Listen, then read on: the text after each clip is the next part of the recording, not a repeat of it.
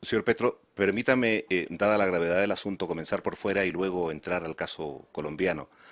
Lo cierto es que se habla de distintos grados de gravedad de las relaciones entre Colombia y Venezuela, producto de los acontecimientos que usted también conoce.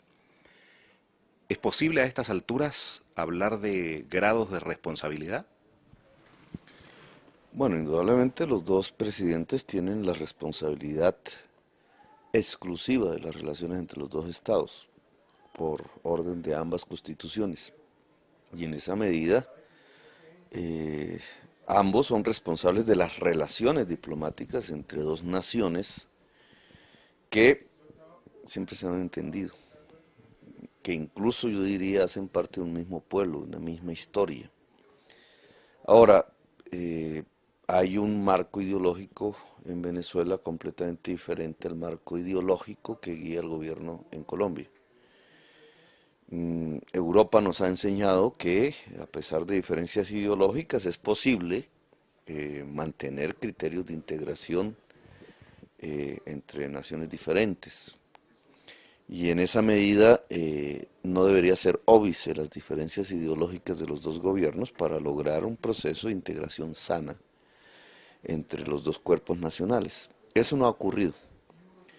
No ha ocurrido porque la polarización política en Venezuela, que ha sido primero que la que se desata alrededor del uribismo en Colombia, ha intentado usar de alguna manera el tema colombiano como parte de dirimir las disputas políticas venezolanas. No por nada el autor del golpe de Estado contra Chávez terminó viviendo en Colombia, el señor Pedro Carmona. No por nada, extrañamente, cuando estaba siendo procesado por la justicia venezolana, salió de su residencia y terminó en la Embajada de Colombia. Y en Colombia también ha venido creciendo el tema, sobre todo a partir del uso que del territorio venezolano durante décadas han hecho las guerrillas colombianas y ahora los mismos paramilitares y narcotraficantes. Eso ha dado pie a un aumento de tensiones que se agudizan con los mismos Estados Unidos. Digamos, el punto culmen del incremento de las tensiones es una responsabilidad de los Estados Unidos. En una disputa abierta con el gobierno venezolano y en una intención de no modificar los planes de política antidrogas en Colombia que nos está llevando a una verdadera ocupación del territorio colombiano por parte de los Estados Unidos. Eh, Allí ha llegado el tema a un máximo, digamos, un máximo muy peligroso. Cualquier factor, no solamente legal, sino ilegal, podría provocar un hecho tal que se produjese un calentamiento violento en la frontera. No sabemos hoy, por ejemplo, quién está detrás de la masacre de colombianos en el Táchira. Podría estar cualquiera que quiera precisamente usar el asesinato de colombianos al otro lado de la frontera como un móvil precisamente para acabar con las relaciones entre los dos países. Es decir, que, si entiendo bien, es previsible de no mediar una voluntad política urgente para bajarle la tensión a las dificultades que hay en el momento, que las cosas se puedan ponerse peores. Sí, claro, se avecinan periodos electorales tanto en Colombia como en Venezuela. Y el uso del conflicto con el país vecino es usado por factores de la política interna, en uno y en otro lugar, y de una y otra manera. Y ese tensionamiento electoral propio de estas épocas podría llevar a usar el conflicto como un instrumento de victoria electoral en cualquiera de los dos países, tanto por el lado del presidente Uribe como por el lado del presidente Chávez. Entonces hay una enorme vulnerabilidad, digamos, sí es una situación difícil, peligrosa, riesgosa. Las circunstancias que se viven al lado y las que se viven en el propio Estados Unidos, e incluso en el conflicto que hoy enfrenta Obama con la extrema derecha norteamericana, que tiene mucha influencia en las decisiones militares y del Pentágono en América Latina, podrían suscitar un hecho profundamente lamentable. Ahora sí, pasemos al tema nacional. Si yo tuviese que escoger una palabra para definir el momento político colombiano, hay muchas, pero una de ellas es incertidumbre. Da la impresión que nadie sabe qué va a pasar por esta indecisión postergada o esta decisión postergada del presidente Uribe de si va o no va al tercer periodo de reelección. Sí, es una indefinición. Yo estoy convencido que Uribe quiere ir, lo desea, está trabajando por ello. Ese trabajo por una nueva reelección que implica un cambio de nuevo de las reglas constitucionales en Colombia nos lleva a la configuración de una dictadura. No porque reelección sea igual a dictadura, sino porque en la arquitectura de la Constitución colombiana, que le permite al presidente, al jefe del Ejecutivo, nombrar minoritariamente, era la idea inicial, funcionarios en las cúpulas de las otras ramas del poder público y de instituciones autónomas del gobierno, pues la reelección provoca que las controla.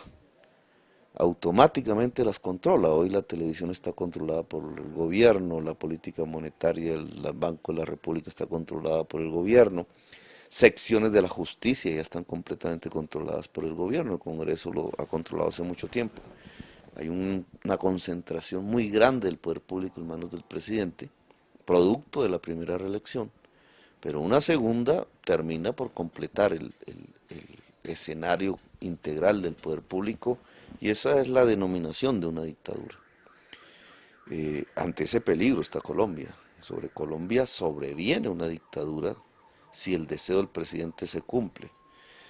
Aún peor, el deseo del presidente no es solamente el normal de todo ser humano que no autorregula el poder, de su propia animalidad, digamos, sino que le llamamos popularmente la ambición, sino que tiene que ver con unas fuerzas sociales que son muy temerosas de un proceso que en Colombia se estaba adelantando, le llamamos el de verdad, justicia y reparación, un proceso muy similar al de Sudáfrica finalmente, que terminó por mostrarnos que el genocidio que ha vivido el pueblo colombiano, estamos hablando de 10.000 fosas comunes, estamos hablando de 27.000 desaparecidos en los últimos 20 años, estamos hablando ya de 22.000 asesinatos declarados por los grupos paramilitares, entre desaparecidos y asesinados más de 50.000 personas,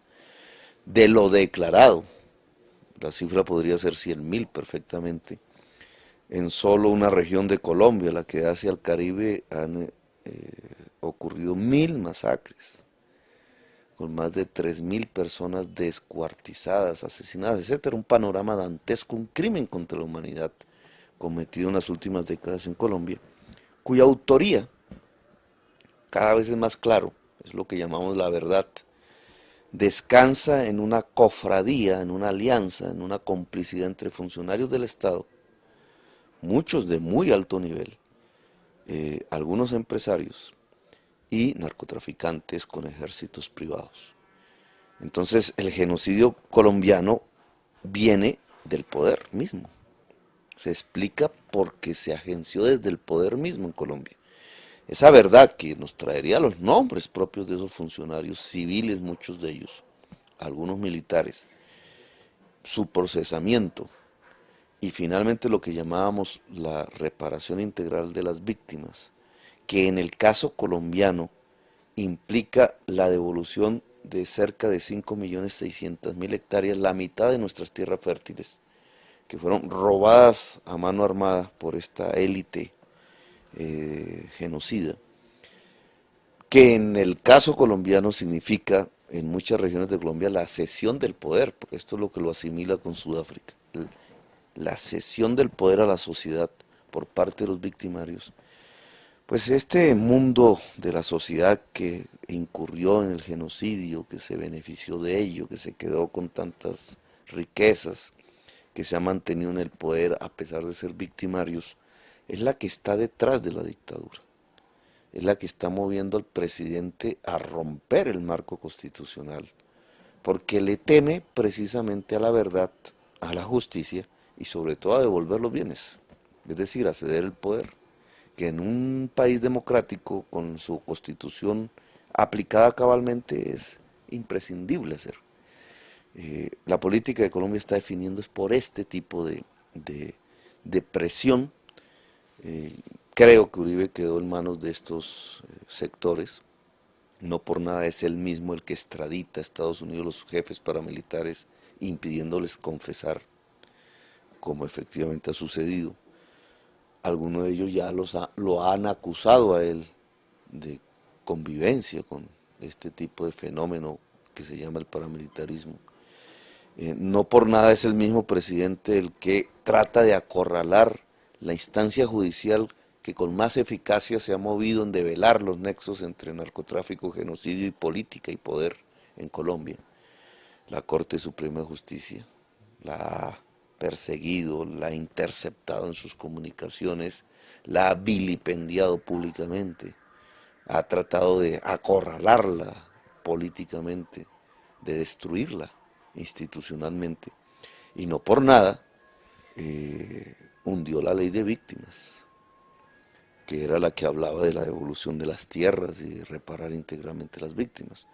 Pero estos hechos no son suficientes en un país con una constitución vigente, con una democracia aunque insuficiente actuante. Los sectores que cometieron el genocidio, que están en el poder hoy en Colombia, se movieron, saben que es insuficiente, saben que no pueden sobrevivir en el poder sin reparar a las víctimas, sin asumir la realidad de la verdad histórica, sin una dictadura. Entonces han convocado a la dictadura. Y en este plano de los victimarios, ¿dónde ubica usted a la guerrilla o a las guerrillas? Las guerrillas se mueven en un plano histórico diferenciado. Vienen de atrás, vienen desde la época de los años 60 algunas, y desde una vieja violencia colombiana del año 48 la otra, la que tiene que ver con las FARC.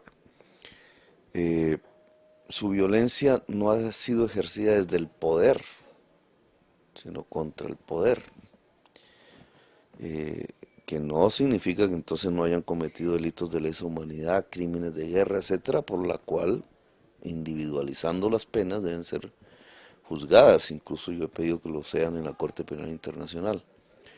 Pero digamos, no se le puede achacar a la guerrilla colombiana haber hecho esos delitos de lesa humanidad en confradía con el poder, con el Estado, sino al contrario. En cambio, en el caso del narcotráfico y el paramilitarismo, generalmente sus crímenes contra la humanidad hechos en Colombia lo hicieron con la alianza de funcionarios públicos en el poder y en el Estado colombiano. Y entonces aquí tenemos dos situaciones que judicialmente son diferentes. ¿Cuál es la responsabilidad del Estado frente a la guerrilla? ¿Y cuál es la responsabilidad del Estado frente al paramilitarismo? Quienes hoy le temen a la verdad, a la justicia, a la reparación, es gente que está dentro del Estado, que tiene poder incluso.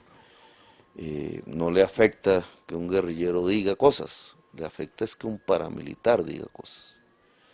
Y por eso todo el tema de la convocatoria de una dictadura no tiene que ver con la verdad, la justicia y la reparación a las víctimas que la guerrilla debe hacer, sino que tiene que ver es con la verdad, la justicia y la reparación a las víctimas que el paramilitarismo tiene que hacer.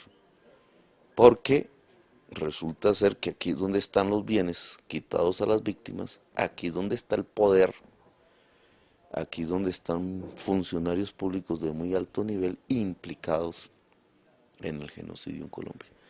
Entonces, quienes convocan a la dictadura no son los amigos de la guerrilla, aunque la FARC se beneficiaría directamente de una dictadura en Colombia.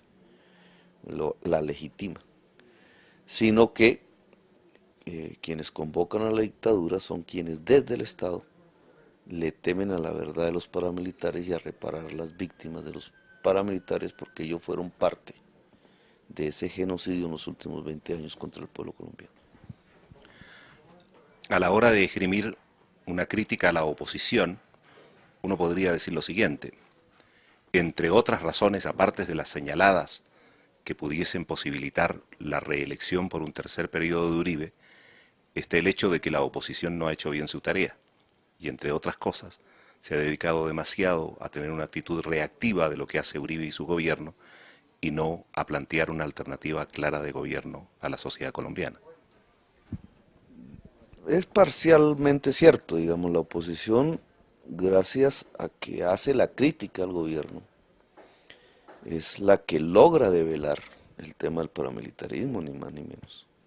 Incluso yo personalmente soy un protagonista de ese, soy el primero que hace los debates en el Congreso a mostrar algo que en ese momento le parecía increíble a la opinión pública colombiana: cómo un senador puede asesinar miles de personas, cómo puede hacer la ley por la mañana y por la tarde enviar un envío de cocaína, y por la noche hacer un listado de personas que al otro día amanecen muertas. Cómo eso no es un caso fortuito por allí, extravagante, sino que son decenas, la mayor parte de los miembros del Congreso de la República.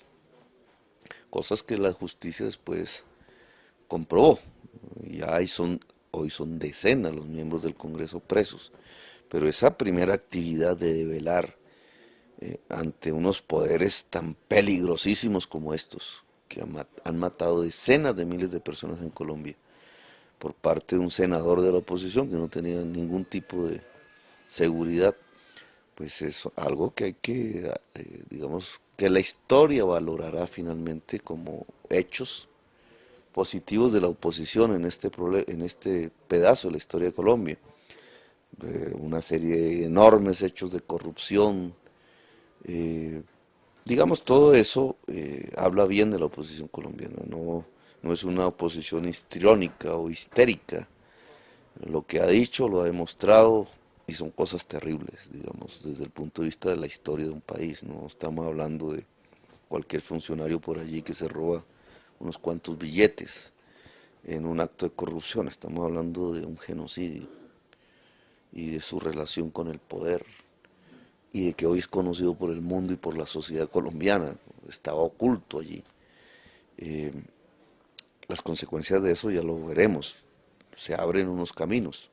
Ahora, es cierto también que la oposición se ha quedado en eso, en la reacción pura, no ha hecho propuestas, no ha sido capaz todavía de construir una alternativa de gobierno suficientemente creíble para la mayoría de la sociedad colombiana. Esa es una de las responsabilidades que en particular yo también tengo, porque soy candidato presidencial.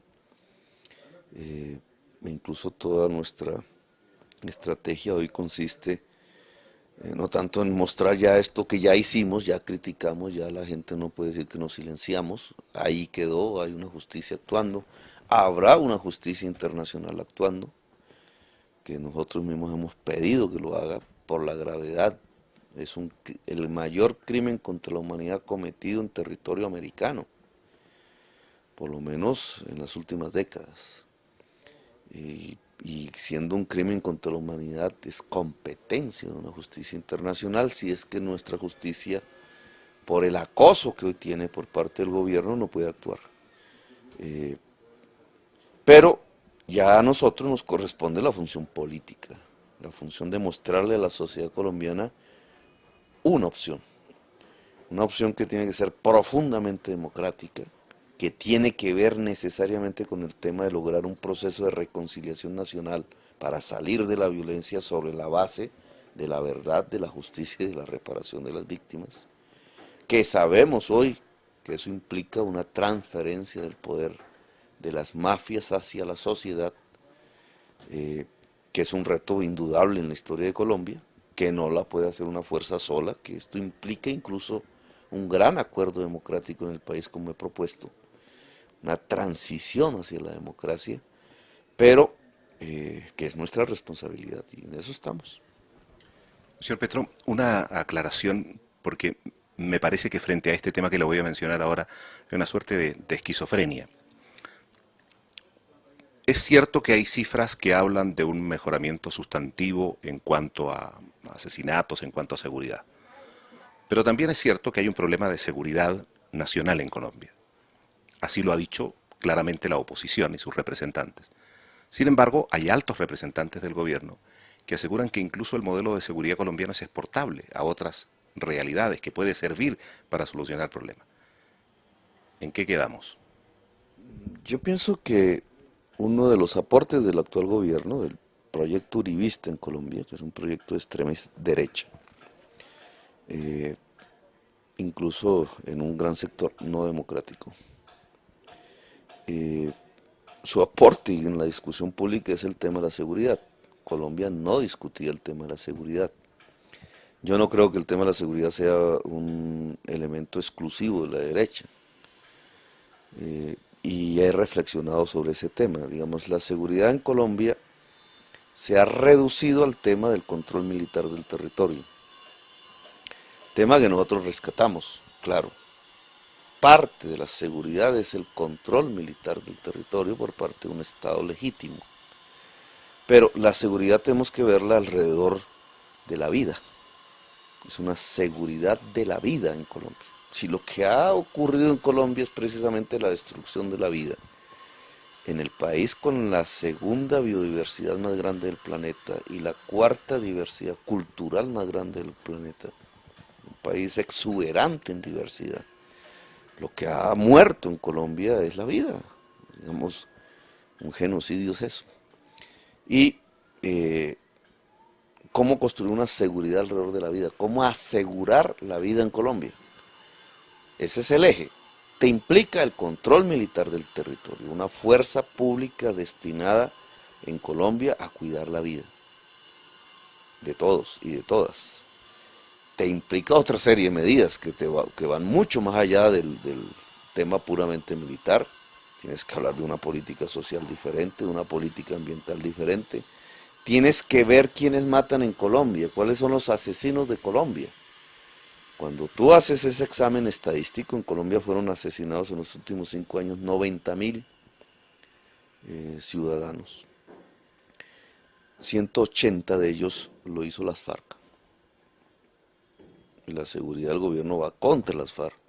Entonces tú observas un problema, bueno, y los otros 89.800 ciudadanos, ¿quién los mató?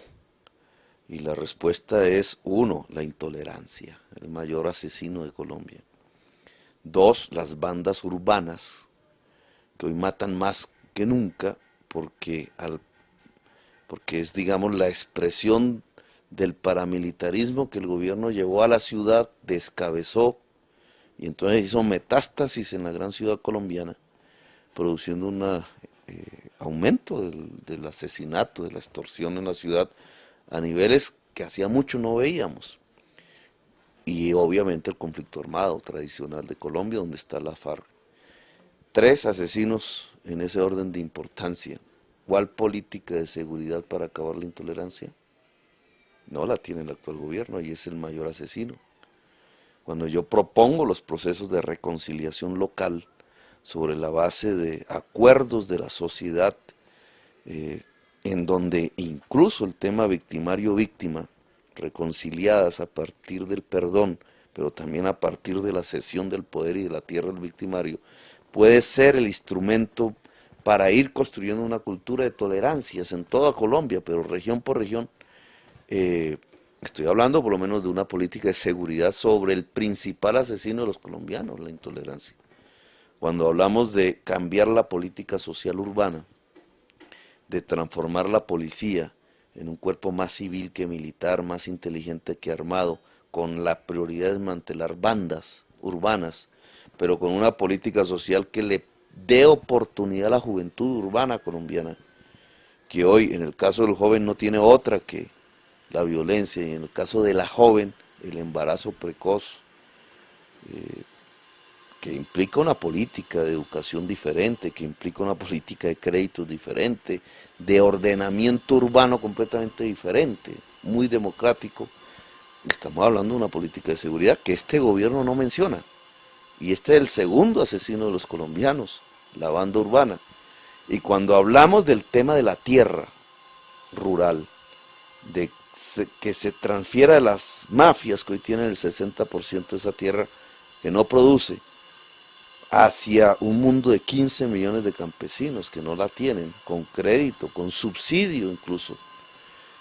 Estamos hablando de una política de desmantelamiento del conflicto armado tradicional diferente. Este gobierno no ha propuesto eso, a simplemente el control militar del territorio. Si tú articulas una tierra fértil en manos de la sociedad colombiana agraria, que son 15 millones de personas de nuestras 44, y el control militar del territorio, tú tienes un mecanismo para acabar la violencia rural muchísimo más eficaz que simplemente el control militar del territorio sin más, y con una tierra en manos de la mafia. Entonces, digamos, son elementos de una discusión que hay que reconocer. El gobierno introdujo, al hablar de seguridad, o Uribe introdujo, siendo candidato, pero que merece una discusión muchísimo más rica de la que hoy tenemos en Colombia. Con esto concluyo, senador. A lo largo de esta conversación con Radio Nederland hemos escuchado naturalmente lo que usted desea. Pero yendo a la definición del proyecto político, claro, exactamente, pero ahora yendo al proyecto político, le cuento el comentario que he escuchado nada más, ¿no? Para que usted me lo aclare. Me han dicho lo siguiente: Petro como candidato presidencial representa no una opción de izquierda tradicional, sino que hay una especie de emigración hacia el centro, porque eso es lo que quiere la mayoría de Colombia. ¿Es cierta esta apreciación? Cuando tú hablas de puntos geográficos siempre entramos en el mundo de Einstein. Sí, claro. Entonces, ¿qué es la izquierda en Holanda? ¿Qué es en Colombia? Eso es completamente diferente. Tienes que entrar en un contexto determinado, en un momento de la historia. Yo obviamente no hago parte de la izquierda tradicional. Esa palabra tradicional tiene que ver con el concepto de la izquierda soviética, del mundo de la Guerra Fría. Ni maoísta, ni nada de eso, no vengo de ese mundo. Nosotros venimos de un mundo diferente, también de izquierda, que yo reivindico la palabra, que es el M-19, levantado en armas por la democracia en Colombia. Entonces es un proyecto democrático, desde el origen. El proyecto democrático que se expresó en la Constitución del 91, porque fuimos por elección popular la mayoría de la constituyente en 1991, e hicimos la Constitución por acuerdo, no impuesta. No usamos nuestra mayoría para imponer, sino que allí todas las minorías se congregaron en torno a lograr una constitución de consenso, que es un gran hecho histórico en Colombia. Es la primera vez que se hace así. Pues siempre nuestras constituciones fueron impuestas por victorias militares de alguien contra los demás. Entonces, este experimento del acuerdo, del diálogo, un poco habermasiano si lo quieres, para ponerlo en términos europeos, aunque nunca la gente del M19 estudió que era Habermas, hace parte de mi propia tradición. Por eso cuando yo hablo de un acuerdo democrático no estoy variando, estoy en el mismo eje que nos hemos propuesto desde hace varias décadas. Cuando digo que hay que defender la Constitución y el Estado Social de Derecho, no es que me esté transitando al centro, es que nosotros hicimos el Estado Social de Derecho y la Constitución. ¿Cómo no voy a defender lo que hicimos? Ahí hay más coherencia. La izquierda tradicional, esta de la Guerra Fría, no nos entiende este discurso. Entonces dice, es un tránsito a la derecha. Pero ellos nunca aceptaron el proceso de paz del 89 y la importancia que tuvo para Colombia. Lo demeritan, y demeritan por tanto a sus hijos. Y yo soy uno de los hijos del proceso de paz del 89 y la Constitución del 91. Incluso hay una serie de temas en donde nosotros tenemos mucha más avanzada que la izquierda tradicional. Seríamos más radicales vistos desde el punto de vista de una izquierda global que nuestra izquierda tradicional colombiana. Por ejemplo, hablamos de un modelo económico que haga escapar al colombiano del empleo, de la cárcel del empleo y del salario, y construya más las asociaciones libres sobre la base del trabajo productivo. Son temas que la izquierda tradicional no toca. Nosotros hablamos de la integración latinoamericana, la izquierda tradicional habla de una autarquía nacional. Nosotros hablamos de globalizar las luchas, de la construcción, de mirar el mundo como tal, mientras la izquierda tradicional sigue en la montaña colombiana. Entonces hay temas mucho más avanzados desde el punto de vista de una izquierda. Nosotros fuimos los primeros en Colombia a hablar de la equidad de género en la práctica, no simplemente como discurso, de hacer que las instancias de nuestros partidos tuvieran esa equidad de género. Fuimos los primeros en plantear la necesidad de un cupo para las minorías sexuales, que nos ha traído cualquier tipo de costo político, incluso personal, pero nosotros sentamos al lado de nuestras instancias de dirección a la lesbiana, al gay, a la transexual, en una sociedad bastante conservadora. Eso la izquierda tradicional nunca lo entendió y resulta que son temas que desde el punto de vista filosófico de la acción política muestran una radicalidad más en torno a la libertad, a la igualdad de los seres humanos y a la solidaridad, que son los tres principios de la izquierda que nuestra izquierda tradicional no tiene. Senador Gustavo Petro, muchísimas gracias. Bueno, Muchas gracias, muy amable.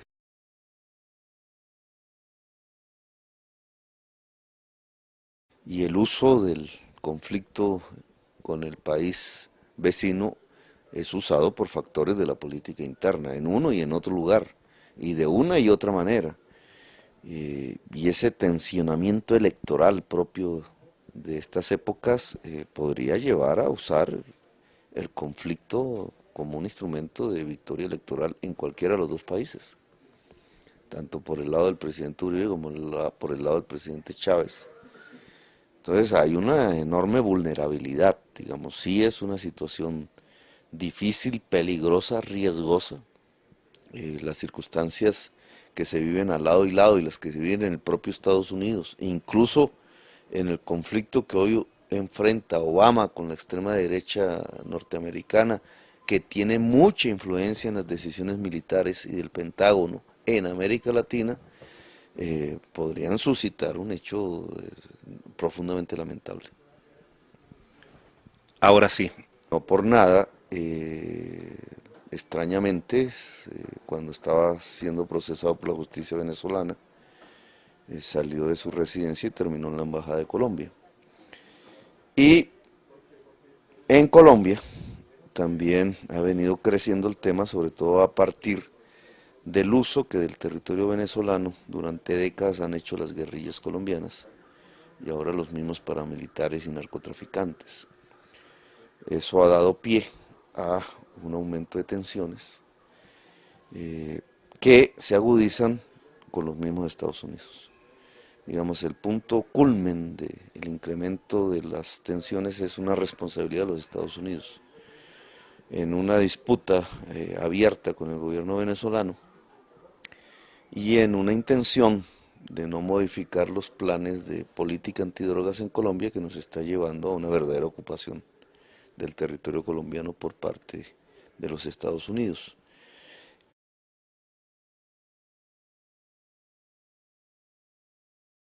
señor Petro, permítame, dada la gravedad del asunto, comenzar por fuera y luego entrar al caso colombiano. Lo cierto es que se habla de distintos grados de gravedad de las relaciones entre Colombia y Venezuela, producto de los acontecimientos que usted también conoce. ¿Es posible a estas alturas hablar de grados de responsabilidad? Bueno, indudablemente los dos presidentes tienen la responsabilidad exclusiva de las relaciones entre los dos estados, por orden de ambas constituciones. Y en esa medida, ambos son responsables de las relaciones diplomáticas entre dos naciones que siempre se han entendido, que incluso yo diría hacen parte de un mismo pueblo, de una misma historia. Ahora, hay un marco ideológico, allí ha llegado el tema a un máximo, digamos, un máximo muy peligroso, cualquier factor, no solamente legal, sino ilegal, podría provocar un hecho tal que se produjese un calentamiento violento en la frontera. No sabemos hoy, por ejemplo, quién está detrás de la masacre de colombianos en el Táchira. Podría estar cualquiera que quiera precisamente usar el asesinato de colombianos al otro lado de la frontera como un móvil precisamente para acabar con las relaciones entre los dos países. Es decir que, si entiendo bien, es previsible de no mediar una voluntad política urgente para bajarle la tensión a las dificultades que hay en el momento, que las cosas se puedan ponerse peores.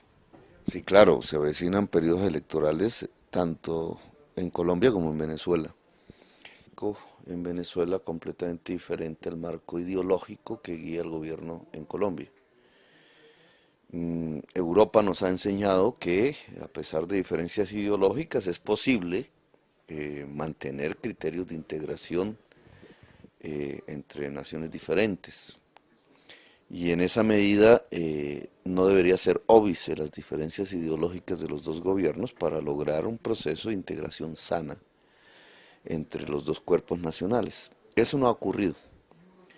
No ha ocurrido porque la polarización política en Venezuela, que ha sido primero que la que se desata alrededor del uribismo en Colombia, ha intentado usar de alguna manera el tema colombiano como parte de dirimir las disputas políticas venezolanas. No por nada el autor del golpe de Estado contra Chávez terminó viviendo en Colombia, el señor Pedro Carmona.